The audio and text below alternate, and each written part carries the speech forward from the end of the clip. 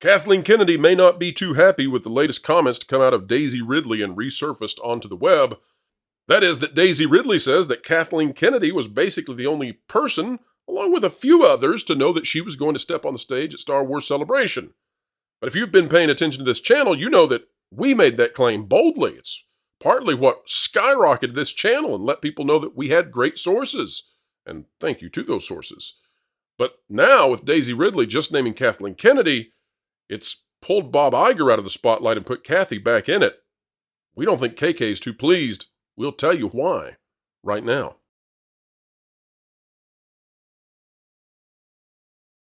Hello, folks. Welcome back to the Pro Channel. A joy that you have joined us. What an honor. And we are here to wake up Hollywood to the Holly weirds that are destroying their industry.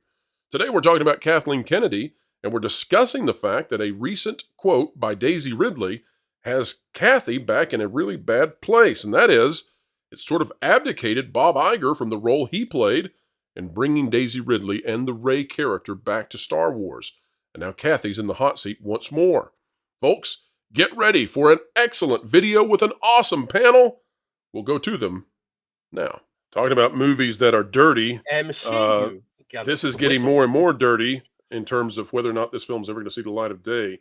And here's the exclusive we have. Make sure that Chiron is right. It is. Deadline. Just about a week ago, reporting on this and dredging up some stuff. And I want to draw attention, folks, to the date in which this released. And then I want to remind you all of when it was that we suddenly started seeing very pro Kathleen Kennedy articles hitting the access media. Now, remember, if you watched the video from yesterday, there was complete silence regarding Kathleen Kennedy and most of the articles out there. Nothing since Panderstone. Nobody cared to touch it. And then all of a sudden, about 7 days ago, we had article after article after article. And I'm not saying that they're part of a paid campaign. What I am saying is that if you go watch that video, you're going to see that those articles follow a very similar pattern. Now, maybe it's coincidental. That said, Kathleen Kennedy is the kind of creature, she cares about the trades, she cares about the awards. I don't know that she cares too much other than just, vitriolic hatred of YouTube commentators. But she really cares about how she's perceived in Hollywood. Note that this came out January 15th. Again, 8 days ago. Daisy Ridley teases new Star Wars film is taking story in a different direction. And then we had all the pro Kathleen Kennedy articles come out. Now, I want to show you why I think that is. We'll read the article, but I'm going to highlight something in particular that is fascinating and also is a reflection on this channel directly. Here's the article. It's by Amanda Tinoco.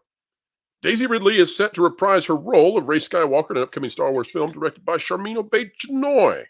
And for those of you out there who are wondering, we have not heard from our sources that Chinoy has left the project. So just in case you're curious about that rumor. In an interview, Ridley is expressing her excitement over the project and teasing that the story is going in a different direction, which also would indicate that she was given the treatment or she knew where this was going in terms of the story. This idea that there's never been a script, I think, is bogus. So I thought about it for a little while, and once I knew what the story was and everything, I knew it was something I really wanted to do, Ridley said in an interview for Aja Cine. I think it is a really fantastic exploration of the Star Wars world. It's a really cool way of taking the story in a bit of a different direction. All that's fine. We know that. We're going to get to the really important part in 3 paragraphs. Here we go. Ridley last played Rey in 2019, Star Wars: The Rise of Palpatine. You'll notice the typo. In November 2023, Ridley talked about how nervous she was at London's Star Wars Celebration earlier that year when the project was announced. Now, here's what is interesting.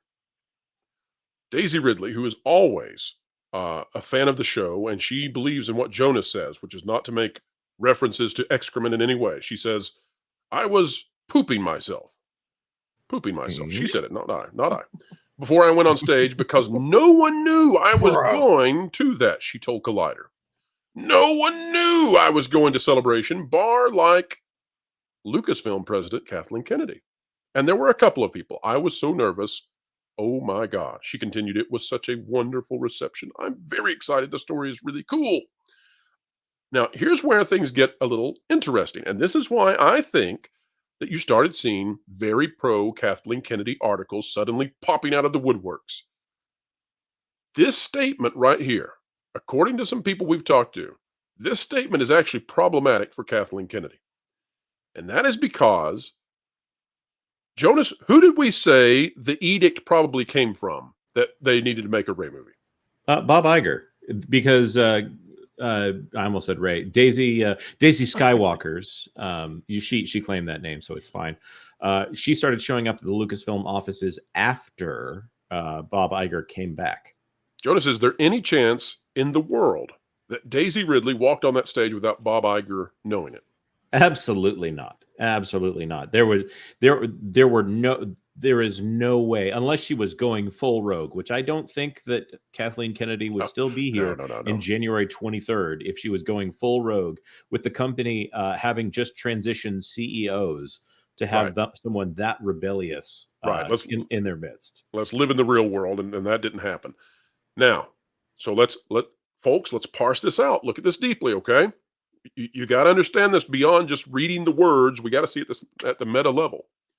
Number one, we here on this channel, and all of you out there who watched this channel back then, we all knew that Daisy Ridley was going to be there. We all knew that Rey was going to be announced because we declared it a month in advance. Now, Kathleen Kennedy, however, is the person listed here by Daisy Ridley.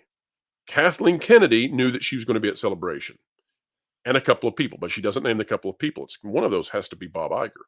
But Kathleen Kennedy is the person who's named. Now, imagine, panel, that you're Kathleen Kennedy, and imagine that you're given the edict from Bob Iger that you need to make a Rey movie. We're going to get Daisy Ridley over there to have lunch with you. You need to pitch this. You need to get her on board. And imagine then that the Rey movie turns out to be a cluster. Imagine it's a giant dumpster fire. It's a maelstrom. That's right. If that's happening, and the finger is now pointed at you by Daisy Ridley, not maliciously, but just that's what's happened in this interview, to come out that you were basically the only person who knew, Bob Iger isn't named, it now makes it look like Kathleen Kennedy is the one who just stopped and said, you know what, we should totally have you go out on that stage. You want to do a Rey movie with us? And it puts Kathleen Kennedy in a negative light without Bob Iger, who was allegedly the initiator.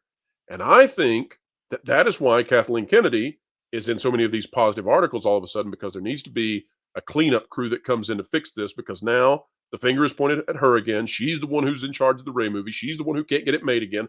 She's the one who hired the crazy director. And I think all of this is making Kathleen Kennedy unhappy. Panel, your thoughts.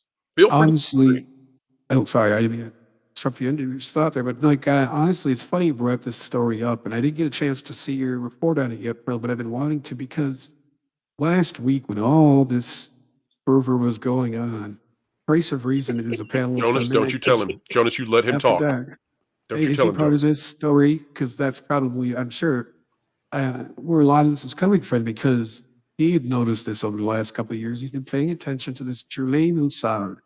How do you say his name? Lucier. Lucier, whatever. Tom, we're going to have to tell you, you sound as like if you're an octogenarian, perhaps, who likes to have to switch my thing over.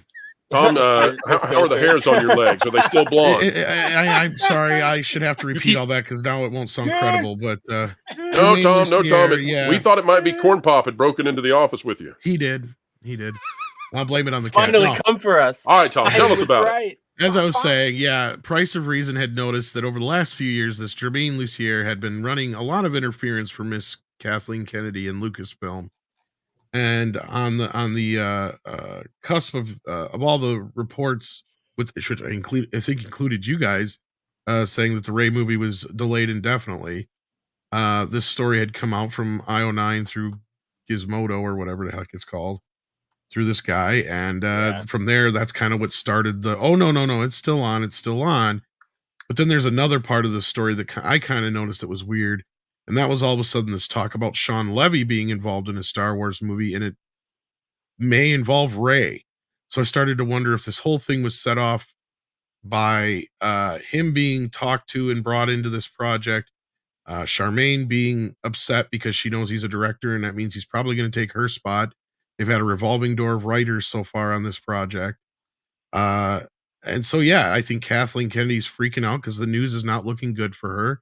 Oh, sorry. When did this one come out? No, this is November, but I was going to say, because this one was not mentioned in the original thing. They're always still happening. Get us the Ryan Johnson update, Jonas. Where's the Ryan Johnson update? Is Patty Jenkins back yet? Where's he Patty? Might have to take a break from what is it, season 2 of Poker Face or whatever. I just, Kathleen Kennedy has put herself in the position she's in. But this idea that Daisy Ridley is saying now that there were just a few people who knew she was going to be at Star Wars Celebration, nobody else knew. Didn't you guys report she might show up? A month.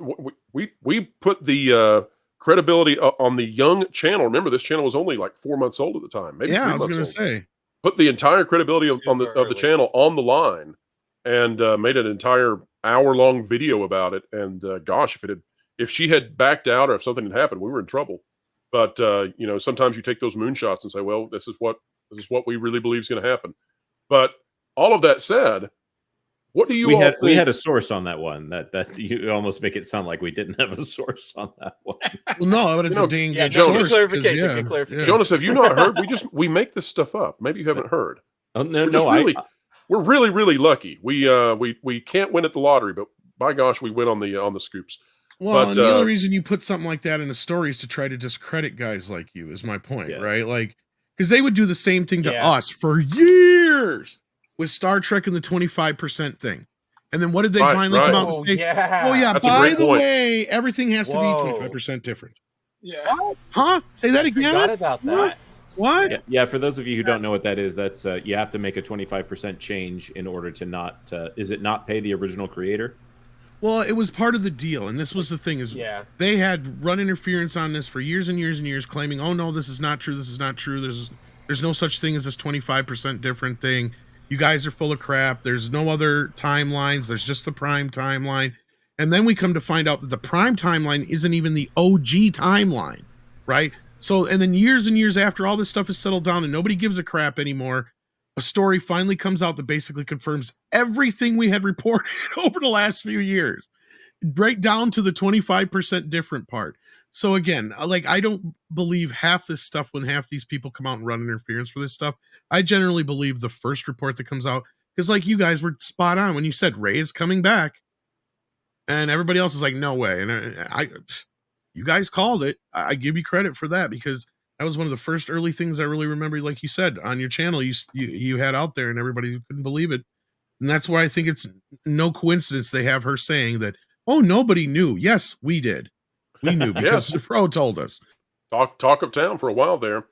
So I want to go to Ron and Fletch, though, and give you guys a chance to weigh in. What do you think is now the view of Kathleen Kennedy? Because part of what makes this so damaging to her, when Daisy Ridley comes out and says, "Oh, it was Kathy knew about this. It was Kathy. She put me on the stage. Kathy." The problem is that the Reylos want Rey. That and they're few and far between, but they want Rey, and this is turning them against Kathleen Kennedy now. Well, going back to, it boggled my mind when you go back to the 80s and 90s and 2000s, all what Kathleen Kennedy was involved in, and everything was a hit. Everything was amazing, and I've often wondered was she just biding her time that whole time, like something was welling up inside her? When I get my chance, I'm going to make everything female. I'm going to get him.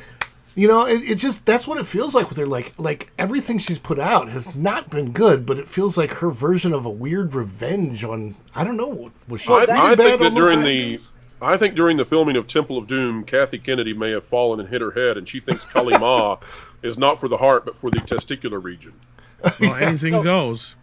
So is the Helena theme playing in the background as she's thinking? Always on loop on vinyl, 100%. No, but I actually agree with that read a lot, not just for Kennedy, but I think that is the current mindset of everybody who is at these studios in charge of these properties, right? If you look at the way they've been behaving on social media when they get criticism, the way they, Kevin Smith and He-Man and all that stuff. These are people who clearly they're all in a state of arrested development, right? Where in high school or middle school, they got made fun of for something. Somebody said something they didn't like. Maybe they did want to read a Spider-Man comic and somebody went, oh, girls are stinky, blah, blah, blah, blah, blah. Instead of, growing and learning how to deal with that and moving on with their life, these people have held on to that. That is their motivating force in life, is I'm going to get back at Gary for having made fun of me when I was 4, when I was 12. So then they get there, and then when they screw things up, they blow it up, and then they get a new cycle of everybody going, this is dumb. Why'd you do this? We don't like this. Now they have a new enemy to go, how dare you? Spencer, I have to agree with you, because how many Marvel and Star Wars productions right now are based off of a child remembering trauma? The entire plot of Secret Invasion is the villain said that Nick Fury made a promise to him when he was little, and he didn't fulfill that promise. I'm pretty sure that was part of the plot of the Marvels as well. So there you have Echo. Echo literally, as well. You win. The final fight ends not with a cool fight or like even a typical Marvel blue sky beam that I always complain about, but literally with Echo going, I'm healing your trauma. Bye, Kingpin. Like you're healthy now. Like that's literally the entire setup for it, or the entire payoff. They have nothing going on in their lives, and they're so focused on. They think that what they talk about in therapy is the most important thing that happens, not just in their lives, but in everyone else's life. Everybody's life. We need to get away from the idea that therapy needs to be the focus of our lives. Guess what, guys? Having been a person who has been in therapy at one time or another, the best way to move past things in your life is to have something going on that pulls your attention. Yes. And then you can process as you move on. You don't sit there and focus on the pain. You got to process the pain as you do new things. Hollywood, it's time to move on. And ladies and gentlemen, we are finished. It is el fin. Fine. No more. No más. We're done here, but we are not done taking on entertainment, explaining it, and keeping you ahead of the culture curve. We are just beginning. If you would like to help us in that journey, consider clicking the like button, share, subscribe, and when you click it, you stick it to the algorithms. It's the notification bell. Drop a comment down below. Let us know your thoughts. A mind is a terrible thing to waste, so waste not yours. Join the dialogue and share with us. Folks, wherever you are and whatever you're doing, keep learning, keep growing, and of course, keep having fun.